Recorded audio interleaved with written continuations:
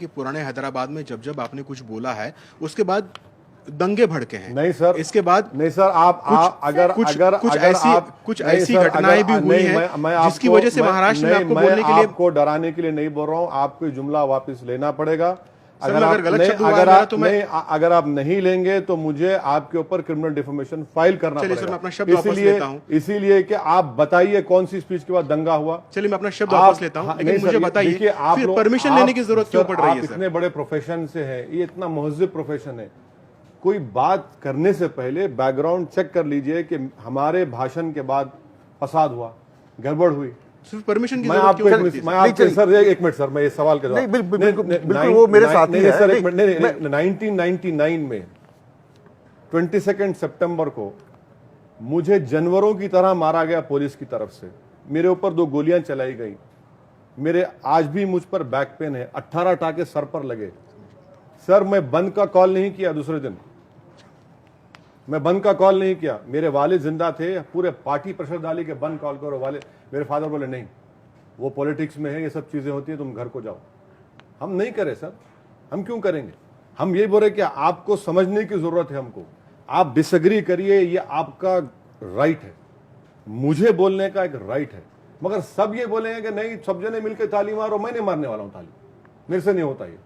मैं ये कह रहा हूं कि हाँ मुझे राइट है, कॉन्स्टिट्यूशन में मैं अपनी बात रखूंगा, और मैं अपनी बात रखूंगा। मैं प्राइम मिनिस्टर के खिलाफ बोलूंगा, मैं बीजेपी के खिलाफ बोलूंगा, कांग्रेस के खिलाफ बोलूंगा। सर ये तो कोई ऊपर से तो नहीं गिरे ना आसमान से कि इनको बोलना नहीं। क्यों नहीं बोलना? बोलेंगे, पूछेंगे, यही तो डेमोक्रेसी है। अगर आप मेरे मुंह पर कैमरा लगा के मेरे से सवाल कर सकते हैं तो मुझे भी राइट है कि मैं अपनी बात रखूं आवाम के सामने, और पब्लिक एक्सेप्ट ना करे, छोड़ दे मुझे, मगर बोलना ही नहीं। और अगर बोलना तो तुम हमारी जबान में बोलना, तो नहीं सर, हमको ऊपर वाले ने जबान दी है, हम अपनी जबान में बोलेंगे।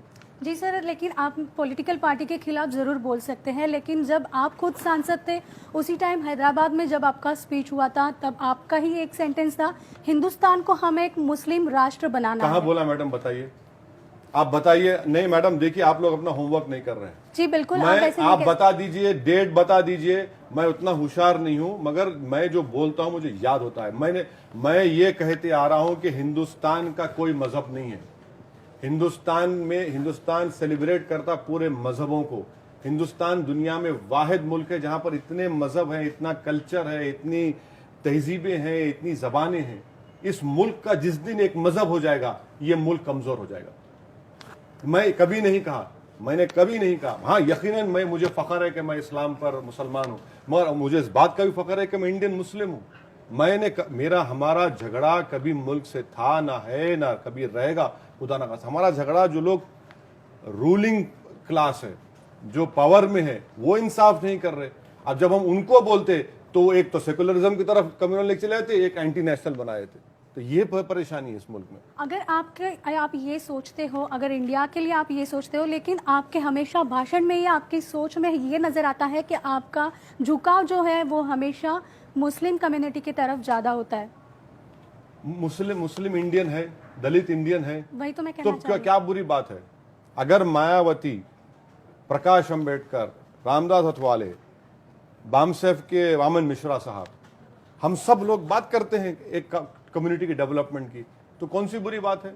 जब एनसीपी मराठा मानूस की बात करती है, शिवसेना मराठा मानूस की बात करती है, तो वो क्या है फिर? वो जब बीजेपी कहती है कि नहीं हिंदुत्व की बात करो, जब मायावती दलित की पॉलिटिक्स करती है, मुलायम सिंह यादव यादवों की पॉलिटिक्स करते हैं, एआईडीएम के तमिलियंस की पॉलिटिक्स की बात करते हैं, अकाली दल सिखों की बात करती है, कितने एग्जाम्पल दो मैडम मैं आपको? सब कर रहे हैं, मगर तुम बात नहीं करना।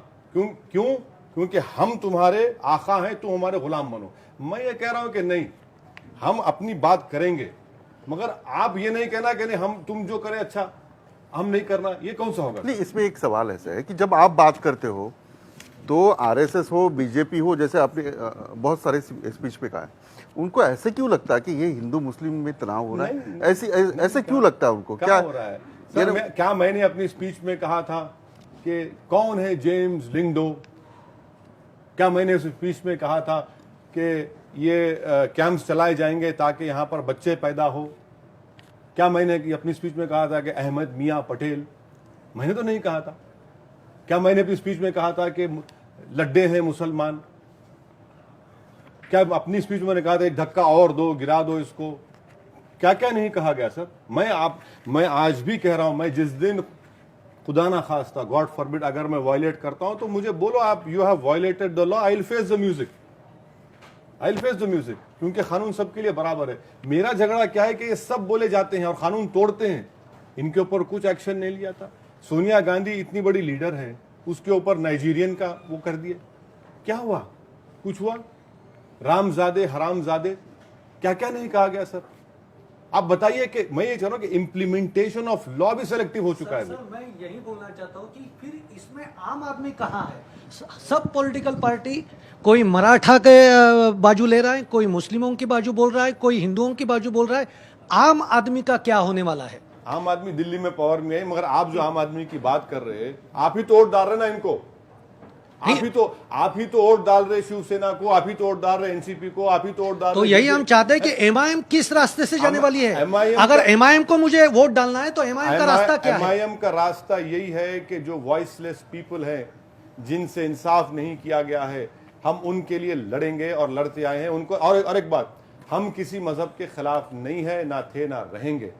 मैं जब शुरुआत में ही कह दिया कि हिंदुस्तान की डाइवर्सिटी उसकी ताकत है और ये ताकत इस मुल्क को और ताकतवर बना सकती है। जिस दिन इस मुल्क का एक मजहब हो जाएगा, आप हमारे पड़ोस में देख रहे श्रीलंका में, पाकिस्तान में मेजॉरिटेरियन डेमोक्रेसी हो गई।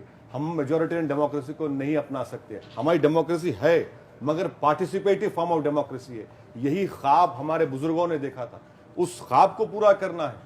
जिस दिन मेजॉरिटेरियन फॉर्म ऑफ डेमोक्रेसी हो जाएगी, आप बताइए सर, अगर कोई बोलेगा नहीं India first, India first, India first तो कॉन्स्टिट्यूशन में कहीं पर लिखा हुआ नहीं है, कहीं पर लिखा हुआ नहीं है। मगर मकसद क्या है कि मेजॉरिटेरियन फॉर्म ऑफ डेमोक्रेसी की बात हो। ये इंडिया के लिए डेंजरस है, मेजॉरिटेरियन फॉर्म ऑफ डेमोक्रेसी।